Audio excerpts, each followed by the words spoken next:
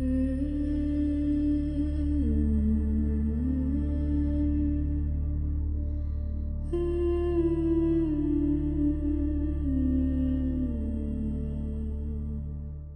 thunderstorm builds above the Caribbean. Lightning veins the sky. Beneath the crashing waves lies a graveyard. Silent, buried, forgotten. Sunken stone streets, wooden beams cracked and split, tables still set in ghostly taverns, bottles sealed in mud, and gold coins, scattered like dust, glint from beneath centuries of sand. In the year 1692, Port Royal was no ordinary city. It was a city founded on plunder, built by the very men who burned galleons and slit throats for silver. On these docks, blood mixed with rum. Fortunes changed hands by midnight, and justice was often buried beneath a shallow grave behind the brothel walls. The English had taken it from the Spanish, violently, ruthlessly. What followed wasn't peace, it was profit. With every slave ship that docked, every sugar barrel rolled ashore, the city fattened, and those they crushed beneath their boots. Privateers swaggered through sunlit plazas, guns on their hips, knives in their boots. Taverns never closed, women were traded. Men died with tankards still in their hands. Gold flowed faster than water, and blood was even cheaper. But beneath the laughter and debauchery, something else festered. A darkness, a weight, a rot beneath the gold leaf. On the surface, it looked like paradise. In truth, it was a city built on broken bones. And then, on June 7th, 1692, it ended. If you believe history should be felt, not just studied. If you've ever looked at a crumbling tower and heard it whisper, then join us. Subscribe now. Because the Middle Ages never ended. Not really. They just became an echo. Here on Echoes of the Middle Ages, we resurrect those voices with real stories, lost letters, brutal truths, and broken myths. But this isn't just about castles and crusades. It's about the real people who lived, bled, and vanished into forgotten parchment. This was a world of brutal kings, silent queens, holy wars that stained the cross, and betrayals that shattered crowns. Candlelight flickers, scroll unrolls. The secrets your textbooks skipped, the echoes that shaped your world, and still haunt it. Echoes of the Middle Ages, where the past wears a crown and never truly dies.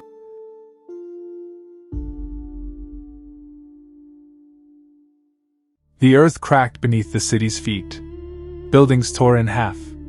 The harbor churned and rose. Within minutes, the sea swallowed it whole. A tidal wave of sand, salt, and stone. Men, women, children, cannon, and coin, all vanished beneath the waves. 3/4 of Port Royal sank in a single morning. What the world saw as tragedy, others called judgment. But the collapse was no accident. It had been coming for years, in the greed, the slavery, the unchecked hunger for more. The sins of empire were never meant to last forever. And this city, this empire of the damned, had finally gone too far.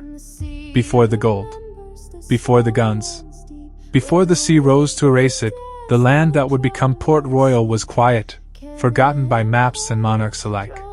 Jamaica, warm, green, and rich with natural harbors, sat like a jewel in the Caribbean, but for centuries, it was just a link in the chain of islands passed between rival empires. The Spanish had claimed it in the wake of Columbus, naming it Santiago. But they never looked too closely at the little spit of land on the southern coast, a narrow sand spit called Palisados. Too hot, too dry, too exposed. By the mid-1600s, the Caribbean had become a battlefield. Spain, England, France, and the Dutch fought over the islands not with armies but with navies, plagues of privateers, and plantations fed by human cargo. Sugar was king. Gold was its bloody crown. The English, hungry for empire, struck Jamaica in 1655 under Admiral William Penn and General Robert Venables. It was a failed conquest meant for Spanish Hispaniola, but Jamaica became the consolation prize. And almost overnight, it was turned into an imperial outpost. At the center of this transformation was Palisados, renamed Port Royal. Its geography made it perfect: a deep harbor, natural protection, and close enough to Spanish shipping lanes to strike and steal. The English knew what they had. They didn't build cathedrals or courthouses. They built docks, taverns, and warehouses. But the English crown didn't have enough men to hold it. So they turned to those who knew how to fight dirty, the pirates, or more diplomatically, privateers. These were mercenaries of the sea, many former enemies of Spain, and now loyal to whoever paid best. With royal permission to plunder Spanish ships, they became the blood-soaked shield of Port Royal. Ships left England with guns and cloth, traded them in Africa for humans, brought those humans to Jamaica to work sugar plantations, and returned home with cargoes of unimaginable wealth. Port Royal was the pivot in that triangle, the dark fulcrum of the Atlantic economy. Spain still stalked the seas, and every captured galleon meant another feast. French corsairs, Dutch merchants, and rogue adventurers filled the town, making it the most cosmopolitan city in the West Indies. One could hear 5 languages on a single street, gamble with a Florentine, drink with a Scot, and fight a duel with a Spaniard, all before sundown. Religious order was fragile. Anglican ministers preached restraint from pulpits while drunken brawls erupted outside. Whippings took place in public squares. Slave markets echoed with chants of valuation. Brothels sat beside barracks. Cannons pointed outward and inward. It was ruled by men who bent the law to serve power. By 1680, the city had over 6,500 residents, more than Boston, larger than most English towns. Over 2,000 buildings crammed into the peninsula. Ships came daily. Forts were raised. The British Navy docked regularly. Behind every golden goblet was a plantation soaked in sweat. Behind every merchant's mansion was a slave who built it. Behind every booming tavern were fires still burning in Santo Domingo and Havana, Spanish towns raided and scorched. Port Royal was not built by peace. It was carved by cannon fire, forged in the shadows of conquest, and sharpened by the greed of men who had never known restraint. What began as a refuge for English privateers quickly transformed into something darker, a mercenary city-state, armed with royal permission to plunder and enslave in the name of empire. At the center of its rise stood the privateers, licensed pirates with the blessing of the English crown. The most infamous of them all was Captain Henry Morgan. A Welshman with a ruthless instinct for war, Morgan wasn't just a raider. He was a tactician, a businessman, a builder of legend. From Port Royal's harbors, he launched brutal attacks against Spanish cities like Portobello, Maracaibo, and Panama. His raids brought back barrels of gold, silver, and Spanish captives, and with each return, Port Royal grew fatter, louder, more invincible. Morgan became a hero in England. He was knighted, made lieutenant governor of Jamaica. But behind the crown was always the cutlass. His legacy wasn't governance. It was fire. Port Royal became a city of conquest by proxy. Every pirate that drank there, every ship that docked, was part of a vast colonial machine. The crown used pirates to break Spanish control. In return, the pirates used Port Royal to break every law known to man. By the 1670s, Port Royal had more than one tavern for every 10 residents. Brothels overflowed. Slavery boomed. Ships carried human cargo from West Africa to Jamaica by the thousands, children torn from mothers, men shackled in irons branded like cattle. Most would die on the plantations in Jamaica's interior. A few would be sold right on Port Royal's docks. The rest labored in silence. For the white merchants of the city, this was profit. Gold poured in. Jewels, ivory, cocoa, spices, Even stolen books filled the shops of Water Street. Every vice could be bought here. And for the men who ruled it, planters, privateers, and corrupt officials, this wasn't chaos. It was commerce. But as Port Royal rose, so too did its enemies. Spain watched in rage. France began to test the edges of English territory. And England itself grew uneasy. The war of privateers gave way to uneasy diplomacy. What once made Port Royal strong, piracy, now made it a liability. In 1671, England signed a treaty with Spain, outlawing privateering. Pirates like Henry Morgan were told to cease. But the city was addicted. The crown wanted order, but Port Royal had never known discipline. And some refused to bow. What followed was a new chapter of contradictions. On one hand, Port Royal attempted to go legitimate. Its leaders welcomed merchants. Churches were built. Officials spoke of courts and civilization. But beneath the surface, the city remained a kingdom of shadows. Illegal raids continued, now without licenses. Bribery became the norm. Pirate captains docked openly, changing names and flying false flags. The church bells rang on Sundays, and duels rang out on Mondays. And always, the chains. The slave trade became Port Royal's spine. No longer just a pirate town, it was now a central hub in the triangular trade. England sent textiles and guns to Africa. Africa sent enslaved humans to Jamaica. And Jamaica sent sugar, gold, and rum back to England. The trade flowed like a tide, bloody, constant, and unstoppable. For every merchant that smiled from a balcony in Port Royal, there were hundreds suffering in the sugar fields. The system was designed to erase them, to reduce them to units of labor and profit. Street fights were common. Soldiers patrolled the markets. Every man carried a weapon. Women were rarely safe. And for the enslaved, escape was nearly impossible, surrounded by sea, watched at every turn, punished without mercy. Still, the city continued to build higher, grow denser, reach wider. Land was reclaimed. Buildings were stacked.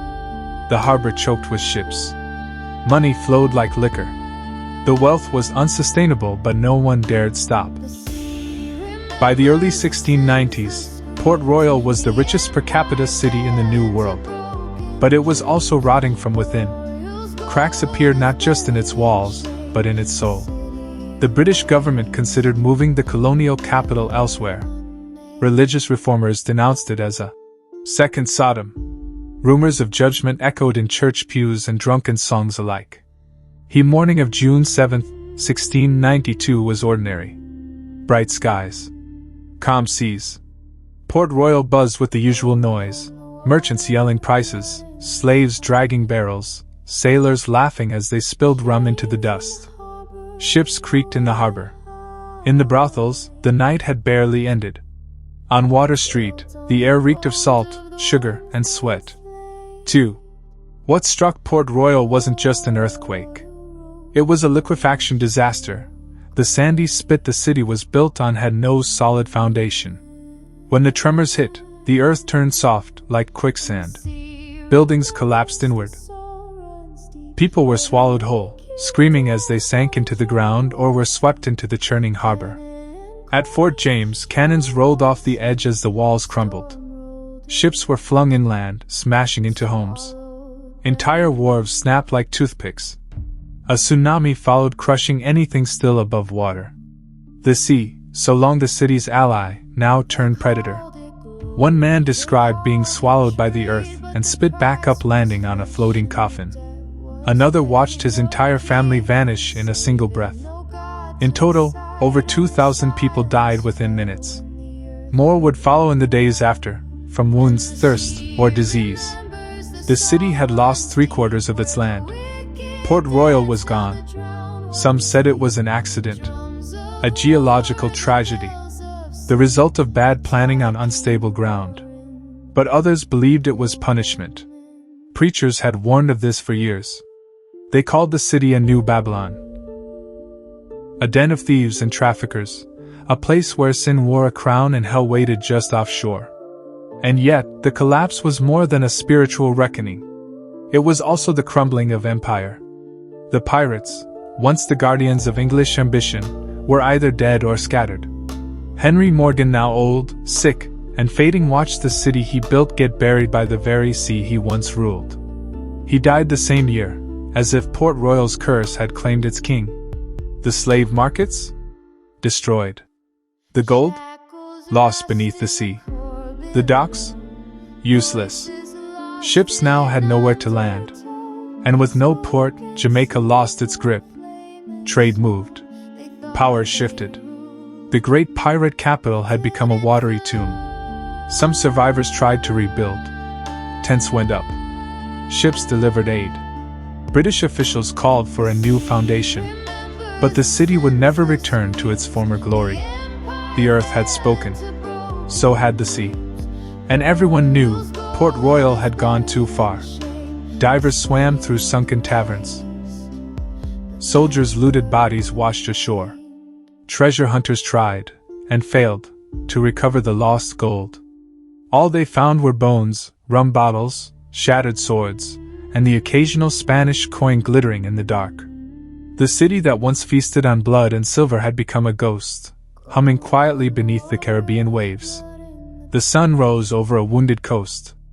In the days after the earthquake, the survivors of Port Royal walked among corpses, some still half buried in sand, others bloated and floating.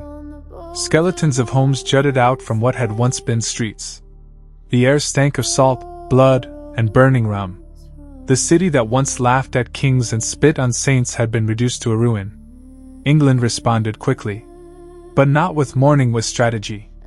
Port Royal was too important to abandon completely. It had been the center of the Atlantic slave trade, a port for pirate gold, and a linchpin of Caribbean empire. In 1694, the Crown attempted a slow resettlement, rebuilding some of the structures on what remained of the spit. But they never forgot the lesson of the sea. The power of Jamaica shifted inland. A few miles north, a new capital rose, Kingston. It was safer, firmer, and soon, it became the heart of British Jamaica. Port Royal faded like a dying echo. Its buildings, even those still standing, were left to rot. Hurricanes in 1722 and 1726 ripped apart what little remained. Fires and floods followed. Another earthquake struck in 1907. The survivors, each generation smaller, stopped speaking of the old city with pride. By the 1800s, Port Royal had become a myth. In the records of the Church of England, Port Royal was referred to as the Great Warning. In the journals of sailors, it was remembered as the place where God cracked the earth to stop a city. In slave narratives, it was a distant, almost cursed place. A port where chains first tightened, and where the sea eventually broke them. Mayan still worked by enslaved Africans, still governed by white colonialists who believed the wealth of the world belonged to them. The gold that once spilled through Port Royal's markets now flowed through Kingston's counting houses. The ruins of the city sank deeper. Hurricanes dragged more of it into the sea. Coral grew over doorways. Fish swam through windows. Silence became permanent. But underwater, the ghost city endured. In the 20th century, marine archaeologists began to dive. What they found was astounding. Preserved streets, furniture, wine bottles still sealed, pewter plates still set at tables. One diver found a pocket watch stopped at 11:43 a.m., the exact moment the city collapsed. This was not just a lost city.